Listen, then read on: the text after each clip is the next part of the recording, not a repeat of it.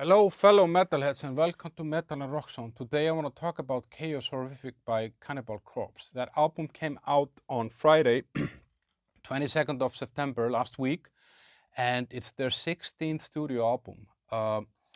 So what I want to talk about is, how is the album, the production, all that. I'm going to give my verdict. I'm going to talk about Erik Rutan's influence on the album and a few other things. But before we start our playlist, we do a weekly playlist of new metal and rock music that comes out every Friday on Spotify. And you can find the link to that playlist in the first comment to this video. And on this playlist, like last week, for example, 131 new songs, all new by over 65 bands, 65 or 66 bands. And there's another one coming up next Friday, so stay tuned for that.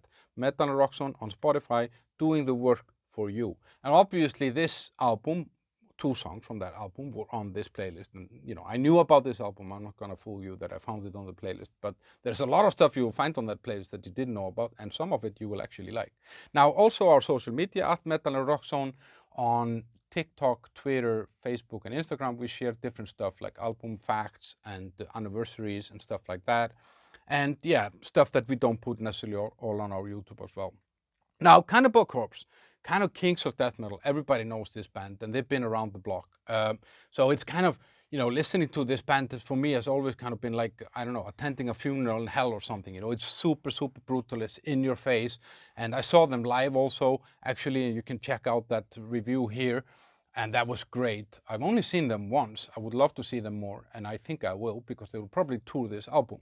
Now, the album came out, as I said, on Friday. It's 39 minutes, 10 songs, and it's, yeah, if you know this band, then you kind of know what to expect. It's kind of, relentless brutality, riffing, and just gory, growling songs, and singing is amazing. This Corpse Grinder guy is he's one of the best death metal singers out there. So this album doesn't really disappoint when it comes to that, but it could have been a little bit different, I think.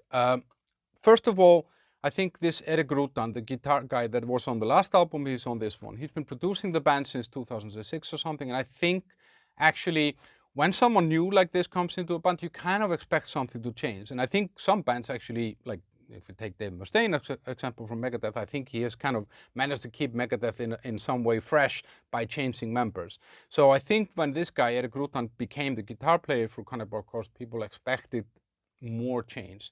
There is some change. There was less change, I think, on the last album. There is a little bit more on this album. There is a little bit more kind of sing, punch in the mix and the riffing and stuff like that. But the biggest change is maybe there are some more melodic solos going on this album. There is this song called Frenzied Feeding, which has kind of more of a melodic solo, and then the single Summoned for Vengeance, there is also a little bit more melody going on there. But apart from that, I don't feel that it necessarily pushed the envelope as much as people maybe expected when this guy came on board.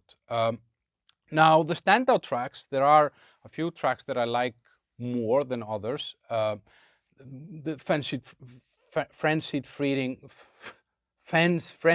what the fuck? Frenzied Feeding is a great song. Summoned for Sacrifice, the single, is also really, really good.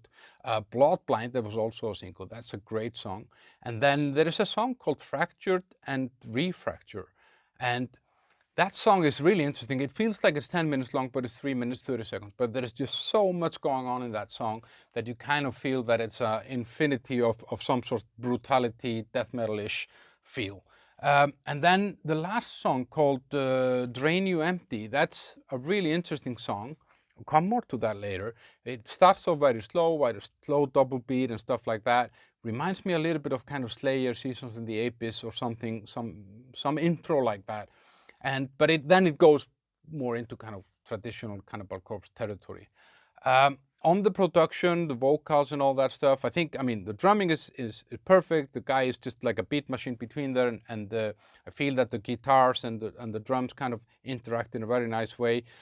The mix is good, apart from maybe in some songs like this Frenzied Feeding, just can't say that fucking word. Frenzied feeding. The mix there is the vocals are a little bit too low somehow. And that happens 2-3 times over the album where I feel that the vocals could be a little bit more visible. And that's, you know, like George Corpse Grinder is just like fucking James Earl Jones of death metal. You know, he has such a recognizable voice that you kind of want to have it there somehow. So yeah, overall good. And in the end, you know, this album doesn't really reinvent anything. It doesn't really bring a lot of new stuff. But if you're a hardcore fan of Cannibal Corpse and you like this band, you will like this album. And I think you will like this album more than the last one, what's called Violence Unimagined. My verdict on this, so the pros of this album is that it kind of does what it says on the tin. What you expect is what you get. There is experimentation, which is nice, like in the last song there, as I mentioned, and in the soloing and stuff like that, but it could be more. I mean, so it's a positive with a little bit of a negative on it.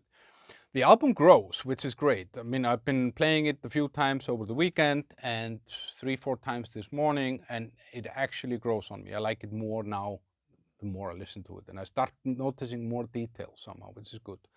It will be great live. These are great songs to be played live. The negatives, it's kind of more of the same, as I said, and they could have allowed some of the songs to kind of play out more like this last song, Drain You Empty. They could have just allowed that to go into that territory somehow or stay on that path. And then, yeah, with the vocal mix, that's a little bit. So I'm going to give this album 7.5 out of 10. It's a solid album. I'm pretty sure that if this album would have come out 25, 30 years ago, it would have been kind of like a groundbreaking album. But these guys broke the ground years ago, so they can't be breaking the same ground over and over and over again. But it is good that a band can stay relevant and stay kind of delivering quality after all this time. I gotta give them credit for that. So 7.5 out of 10. Don't take my word for it though, guys. Listen to this album, tell me what you think. If you already have an opinion, I'm very happy to hear it. Like this video, share it, comment and all that stuff. Remember the playlist in the first comment to this video. Over and out. See you guys. Bye. Bye. Frenzied feeding.